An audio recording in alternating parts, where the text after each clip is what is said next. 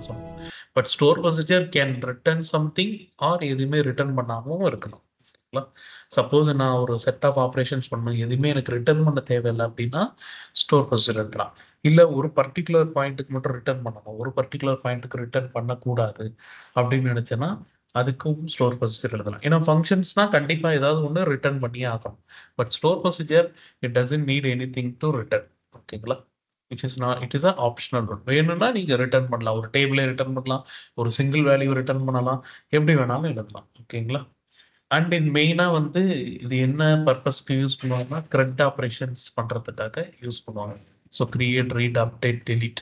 ஓகேங்களா? ஒரு டேபிளுக்கு கிரியேட், ரீட், அப்டேட், டெலீட் பண்ணணும் அப்படின்னா ஒவ்வொரு எஸ்கியூஎல் ஸ்டேட்மெண்ட்டாக, இப்போ நீங்கள் ஒரு டேபிள் வச்சுருக்கீங்க, யூசர்ஸுங்கிற அந்த டேபிள்லே இருக்குன்னு வச்சுக்கோங்க. அந்த டேபிளில் நீங்கள் இன்சர்ட் பண்ணணும், அப்டேட் பண்ணணும், டெலீட் பண்ணணும், அதுக்கப்புறம் செலக்ட் பண்ணி பார்க்கணும். இதுக்கெல்லாம் என்ன பண்ணணும், நீங்கள் தனித்தனியாக டிஎம் கொரிஸ் எழுதுவீங்க. ஓகேங்களா? பட் எனக்கு அப்படியெல்லாம் வேண்டாம். ஐ வில் ஹேவ் ஒரு ஃபங்க்ஷன் நேம் மாதிரி வச்சுக்குவேன். அந்த நேமுக்கு நான் என்ன பேராமீட்டர்ஸ் கொடுக்குறேனோ அதுக்கான ஆபரேஷன்ஸ் நடக்கும். அப்படின்னா then you should go for store procedure. So front எண்டில், பேக் எண்ட்லேருந்து, அதாவது வந்து உங்களுக்கு C#லையோ C++லேருந்தோ வந்து கால் பண்ணுறப்ப வந்து உங்களுக்கு வந்து ஸ்டோர் ப்ரொசீஜரை மட்டும் நீங்கள் கால் பண்ணிங்கன்னா போதும். It will automatically do the respective DML operation. அந்த டிஎம்எல் ஆப்ரேஷன்ஸை அது பண்ண ஆரம்பிச்சிடும். ஓகேங்களா?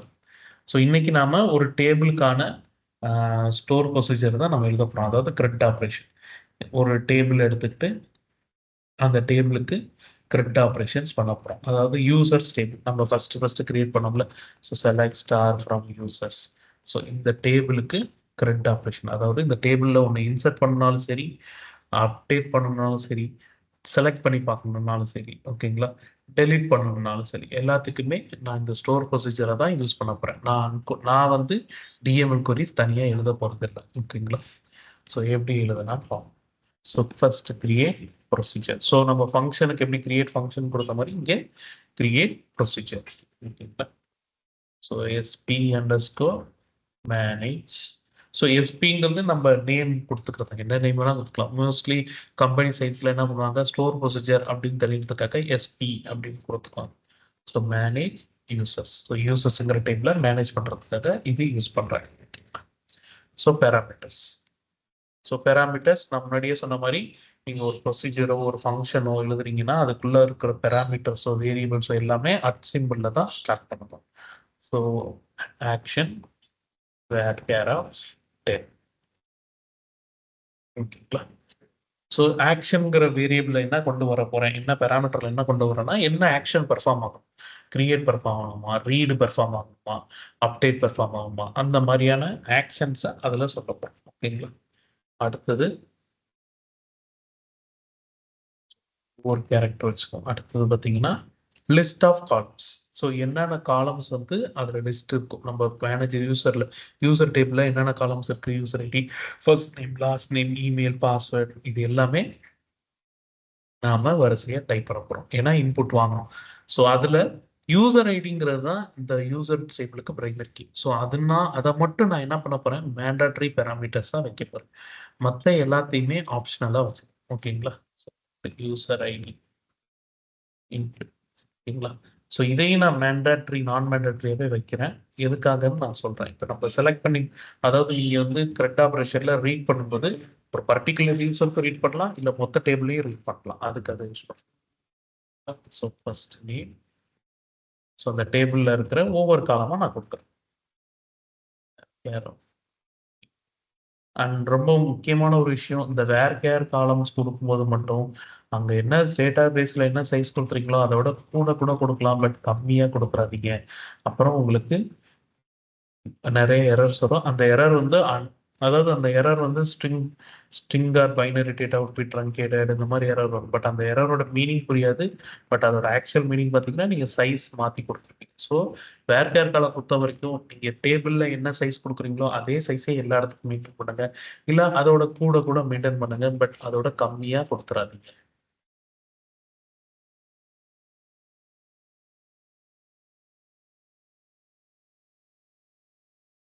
Email, password, hash.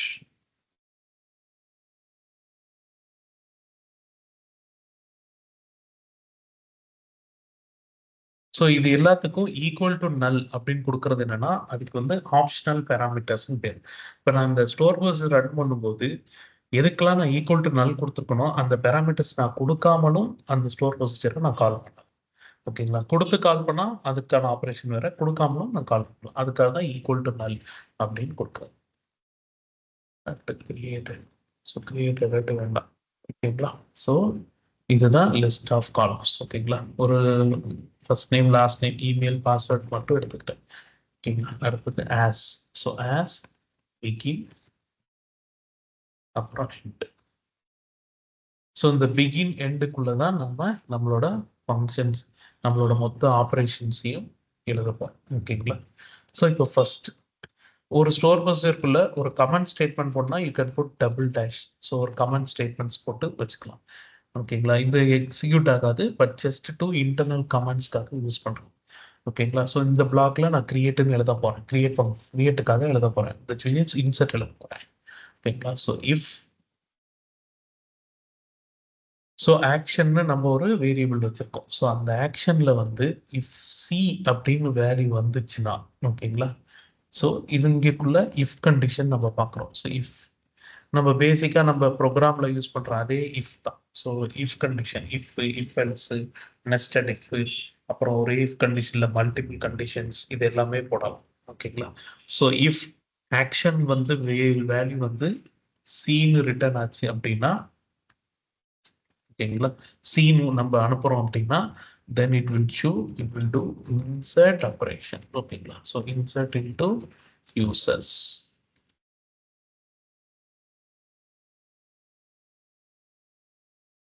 First name,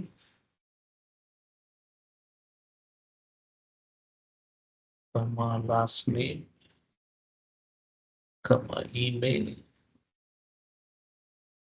password hash. ஓகேங்களா, ஸோ இந்த வேல்யூஸ் எங்கேருந்து வருது? நமக்கு மேலே பார்த்தீங்கன்னா பேராமீட்டர்ஸ் தான் நம்ம வாங்கியிருக்கோம். ஸோ அதை நம்ம சப்ளை பண்ணிடுறோம். At first name, comma at last name, comma at email, at password hash. Created டேட்டுக்கு நம்ம கெட் டேட் யூஸ் பண்ணுறோம். ஓகேங்களா, எந்த டேட்டில் கிரியேட் ஆகுதோ அந்த டேட்டில் வந்து இன்சர்ட். ஸோ இன்சர்ட் ஆப்ரேஷன் நம்ம எழுதியாச்சு. அடுத்தது என்ன எழுத போகிறோம்? கரெக்ட் ஆப்ரேஷன்ல ரீட் எழுத போகிறோம். Read mean select. ஓகேங்களா, if at action equal to S அப்படின்னு அனுப்புகிறோம். ஆர் ஆர் கரெக்டுக்கு ஆர்னு வச்சுக்கோம். ஓகேங்களா, ஆர் அப்படின்னு அனுப்பிச்சோம்னா ஸோ அங்கே என்ன நடக்கணும்? Begin end. ஸோ இப்போ இன்னொரு இஃப் கண்டிஷன் போறதுனால என்ன ஆகும்னா இந்த எஃப்ஐயும் செக் பண்ணும், அகெயின் இந்த எஃப்ஐயும் செக் பண்ணும். ஸோ அதனால நம்ம என்ன பண்ணலாம்? இதை ஸ்லைட்டா மாற்றி விட்டுருக்கோம். So else if. ஓகேங்களா, எல்ஸ் இஃப்னு மாத்துறதுனால நமக்கு என்ன பெனிஃபிட்னா ஒரு இஃப் கண்டிஷன் எக்ஸிக்யூட் ஆனோடனே அடுத்த இஃப் கண்டிஷனை போய் தேவையில்லாம செக் பண்ணாது. ஓகேங்களா, அதனால சப்போஸ் சீன் வரலன்னா மட்டும் ஆருக்கு போகும். பட் மல்டிபிள் இஃப் கொடுத்தனா ஒவ்வொரு தடவையும் அந்த இஃபை போய் செக் பண்ணிக்கிட்டு இருக்கும். அதனால நான் எல்ஸ் இஃப்னு கொடுத்துறேன். ஸோ ஒன்று சீன் வரணும், இல்லை ஆர்னு வரணும், இல்லை யூன்னு வரணும், இல்லை டின்னு வரணும். ஓகேங்களா, ஸோ இப்போ செலக்ட் பண்ணி பார்க்க போகிறோம். செலக்டில் நான் உங்களுக்கு முன்னாடியே சொன்ன மாதிரி 2 டிஃப்ரெண்ட் ஆப்ஷன் பண்ணுறோம். ஒன்று, நம்ம யூசர் ஐடி கொடுத்தோம்னா அந்த பர்டிகுலர் யூசரை மட்டும் செலக்ட் பண்ணி காட்டுறோம். இல்லை கொடுக்கல அப்படின்னா மொத்த டேபிளையும் செலக்ட் பண்ணி காட்டுறோம். அப்போ நெஸ்டட் இஃப் கண்டிஷன் நம்ம போட போகிறோம். ஸோ எல்ஸ் இஃப்குள்ள ஒரு இஃப் கண்டிஷன் எழுத போகிறோம். இஃப், ஓகேங்களா, இஃப் அட் யூசர் ஐடி பேராமீட்டரா வர யூசர் ஐடி, ஓகேங்களா, இஸ் நல், விச் மீன்ஸ் நல்லாக இருந்துச்சுன்னா, அதாவது எதுவுமே அனுப்பல, நல் வேல்யூ அனுப்பிச்சோம் அப்படின்னா இட் ஷுட் கிவ் மொத்த ரெக்கார்டையும் கொடுக்கணும். Select star from users. ஓகேங்களா, ஸோ நார்மலாக அந்த டேபிள் மொத்தத்தையும் செலக்ட் பண்ணி காட்டுறோம். அந்த பிரைமரி கீ நம்ம எதுவுமே கொடுக்கல அப்படின்னா. சப்போஸ் கொடுத்துருக்கோம் அப்படின்னா அந்த பர்டிகுலர் ரெக்கார்டை மட்டும் செலக்ட் பண்ணி காட்டு. ஸோ வேர் கண்டிஷன்ல யூசர் ஐடி ஈக்குவல் டு பேராமீட்டர்ல வர அட் யூசர் ஐடி. ஓகேங்களா, ஸோ ஃபர்ஸ்ட் இஃப் கண்டிஷன்ல என்ன நடக்கும்? எல்லா டேபிளும் ரன் ஆகும். சப்போஸ் அந்த இஃப் கண்டிஷன் ஃபெயில் ஆயிடுச்சுன்னா விச் மீன்ஸ் ஏதோ ஒரு யூசர் ஐடி அனுப்புறோம்னா மொத்த டேபிள்ல இருக்கிற அந்த யூசரை மட்டும் செலக்ட் பண்ணி காட்டும். ஸோ இதுதான் ரீட் ஆப்ரேஷன். அடுத்தது அப்டேட் ஆப்ரேஷன். த்ரெட்ல 3வது ஆப்ரேஷன் பார்ப்போம். So else if at action equal to u.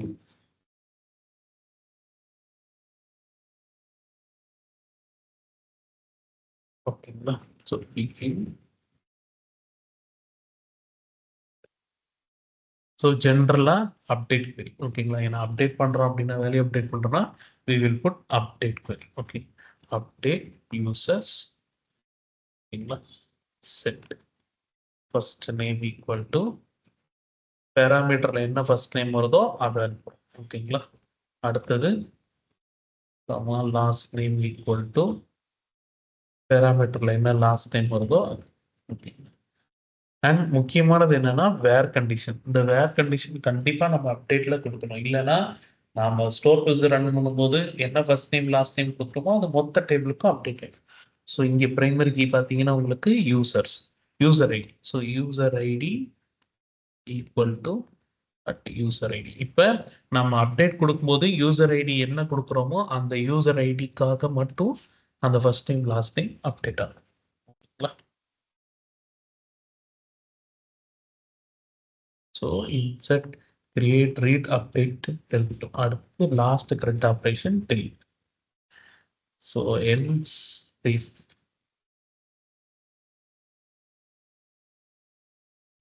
எனக்கு ஞாபகம் இல்லை. இப்ப அடுப்படிக்கல. ஸோ else if ஓகேங்களா at action d. ஸோ டின்னு இப்போ ஆப்ஷன் வருதுன்னா அந்த ஆப்ஷன் delete பண்ணுறதுக்காக யூஸ் பண்ண போகிறோம். அந்த ஆப்ரேஷன்ஸ் பண்ண போகிறோம். ஸோ begin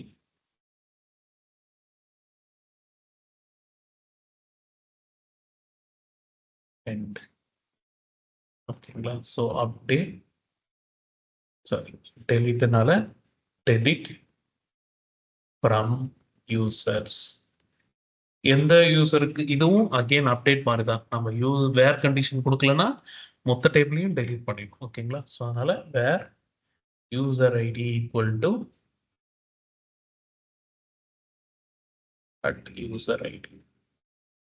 ஓகேங்களா? ஸோ இதுல அப்டேட்டுக்கும் டெலீட்டுக்கும் பார்த்தீங்கன்னா கண்டிப்பா யூசர் ஐடி வந்து ஒரு மேண்டட்ரி வேணும் அப்படிங்கிறதுக்காக. அதனால நாம என்ன பண்ண போறோம்னா இதுக்கு ஒரு இஃப் கண்டிஷன் கொடுப்போம். இஃப் ஏன்னா யூசர் ஐடியை தவறுதலா யாரும் வந்து எம்டியா அமைச்சிடக்கூடாது. இஸ் நாட் நல்லா இருந்தா மட்டும்தான் இந்த அப்டேட் ஆப்ரேஷன் நடக்கணும்.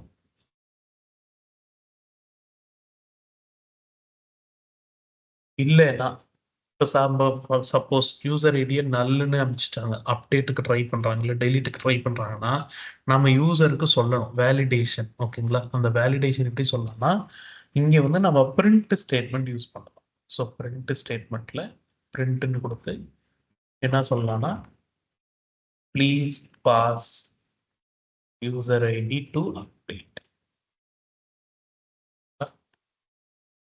ஸோ இதே கண்டிஷனு நமக்கு டெலிட்டுக்கும் தேவை. அப்போ டெலிட்லையும் போட்டோம்லாம்.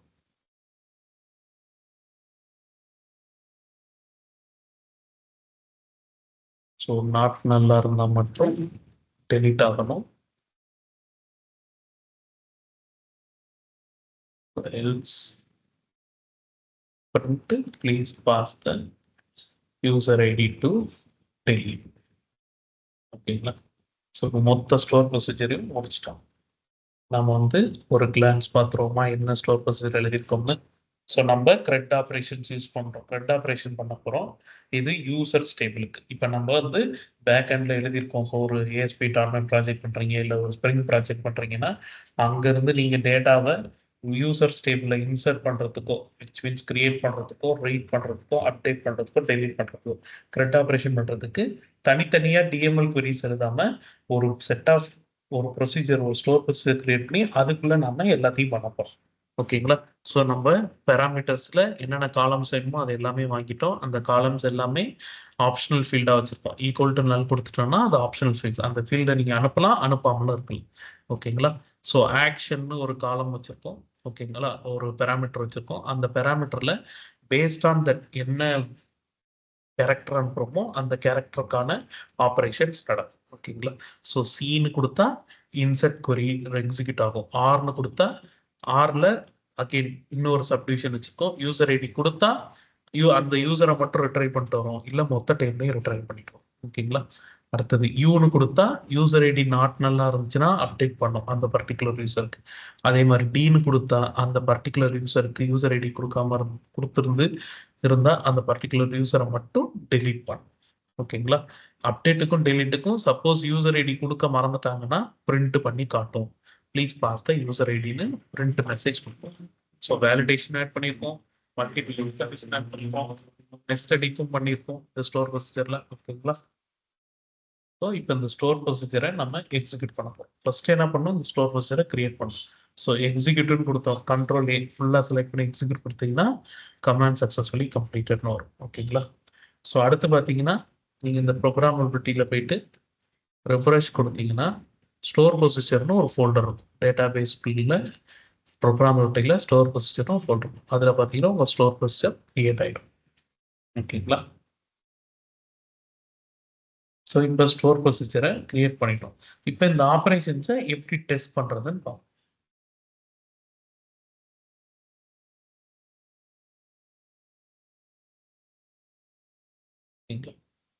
ஸோ பக்கத்தில் EXEC இதுதான் வந்து ஒரு ஸ்டோர் ப்ரொசீஜரை எக்ஸிக்யூட் பண்ணுறதுக்கு யூஸ் பண்ணுற ஃபங்க்ஷன். ஓகேங்களா? EXEC _ SP BBO. ஸோ அந்த ஸ்டோர் ப்ரொசீஜர் நேமை கொடுத்துக்கிறேன். யூசர்ஸ். ஸோ ஃபஸ்ட்டு நம்ம ரீட் ஆப்ரேஷன்ஸ் பார்ப்போம். ஸோ ஆர் அப்படின்னு பாஸ் பண்ணனா நம்ம ஆர்னு பாஸ் பண்ணி நான் யூசர் ஐடி எதுவுமே கொடுக்கலன்னா எனக்கு மொத்த டேபிளும் செலக்ட் ஆகும். ஓகேங்களா? எக்ஸிக்யூட் பண்ணனா எனக்கு மொத்த டேபிளும் செலக்ட் ஆகும். So you can see that. Okay, ஓகேங்களா? மொத்த யூசர்ஸ் டேபிள் எனக்கு செலக்ட் ஆகி காட்டுது. சப்போஸ் இதில் ஆர்னு பாஸ் பண்ணி ஏதோ ஒரு யூசர் ஐடி பாஸ் பண்ணுறேன். ஓகேங்களா? இந்த யூசர் ஐடி செகண்ட் பேராமீட்டர் வந்து நம்மளோட ஸ்டோர் ப்ரொசீஜரில் யூசர் ஐடி. ஓகேங்களா? அதை நான் பாஸ் பண்ணுறேன். இப்போ நான் வந்து 3 ஆலைஸ் ப்ரௌனை மட்டும் செலக்ட் பண்ணி பார்க்கணும்னு நினைக்கிறேன்னா 3ன்னு கொடுப்பேன். ஓகேங்களா? ஆலைஸ் ப்ரௌனை செலக்ட் ஆகும். அந்த ஒரு பர்டிகுலர் ரெக்கார்ட் மட்டும் செலக்ட் ஆகும். ஏன்னா நம்ம அப்படி தான் இஃப் கண்டிஷன் எழுதியிருக்கோம் ஸ்டோர் ப்ரொசீஜர். ஓகேங்களா? ஸோ இதுதான் ரீட் ஆப்ரேஷன். அடுத்து என்ன பார்க்க போகிறோம்? டெலிட் ஆப்ரேஷன் பார்ப்போம். ஓகேங்களா? டீன்னு கொடுத்துட்டேன். ஓகேங்களா? டெலிட்டுக்கு கொடுத்துட்டு நான் எந்த யூசர் ஐடியுமே கொடுக்கல.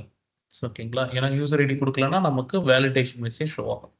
இப்போ டீன்னு கொடுத்து ரன் பண்ணுறேன். பார்த்தீங்கன்னா உங்களுக்கு வேலிடேஷன் மெசேஜ் ஷோ ஆகும். Please pass the user ID to delete. ஓகேங்களா? ஸோ 3ன்னு ஒரு யூசர் ஐடியை கொடுக்குறேன். அப்போ டெலிட் ஆகிடும். ஓகேங்களா? ஸோ டெலிட் வந்து எப்போதுமே வந்து பார்த்தீங்கன்னா it is come foreign key references இருக்கனால அது டெலிட் ஆக மாட்டேங்குது. ஸோ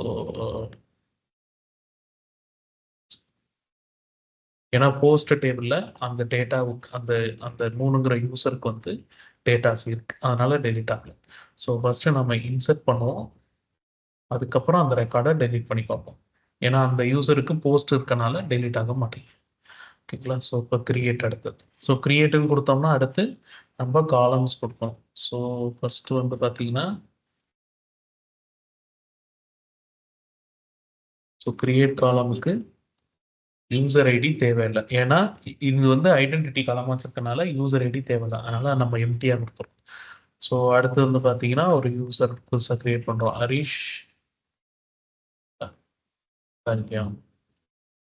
ஓகே, ஸோ வேற என்னென்ன தேவை உங்களுக்கு?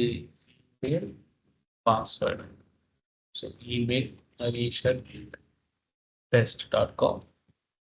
Password J123. ஓகேங்களா? ஸோ இப்போ சீன்னு கொடுத்துருக்கனால கிரியேட் ஆகும், விச் மீன் இன்சர்ட் ஆகும். So 1 rows affected, which means ஒரு ரோ இன்சர்ட் ஆயிருக்குன்னு அர்த்தம்.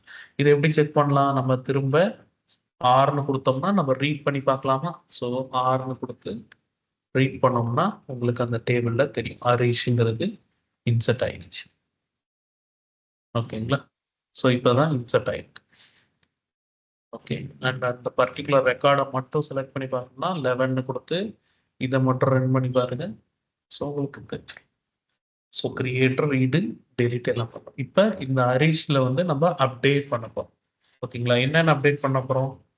ஹரிஷ் test.com போல ஹரிஷ் gmail.comனு நம்ம மாற்ற போகிறோம். ஸோ இந்த இமெயில் காலமை மாற்ற போகிறோம். ஸோ மாத்திர காலம். ஓகேங்களா? இமெயில் கேட்புக்கில் இமெயிலையும் ஆட் பண்ணிடுறோம் நம்ம அப்டேட். ஸோ ஒரு ஸ்டோர் ப்ரொசீஜரில் இந்த ஸ்டோர் ப்ரொசீஜரில் நம்ம ஃபஸ்ட் டைம் லாஸ்ட் டைம் மட்டும்தான் அப்டேட் கொடுத்துருந்தோம், இமெயில் கொடுக்கல. அதனால் அதையும் ஆட் பண்ணிக்கிறேன். அப்படி ஆட் பண்ணோம்னா நம்ம நெக்ஸ்ட் டைம் பண்ணும்போது ஆல்டர் ப்ரொசீஜர் தான் கொடுக்கும். ஓகேங்களா? ஸோ இப்போ அப்டேட் பண்ண போகிறேன். 1 ரோஸ் அஃபெக்ட். ஓகேங்களா?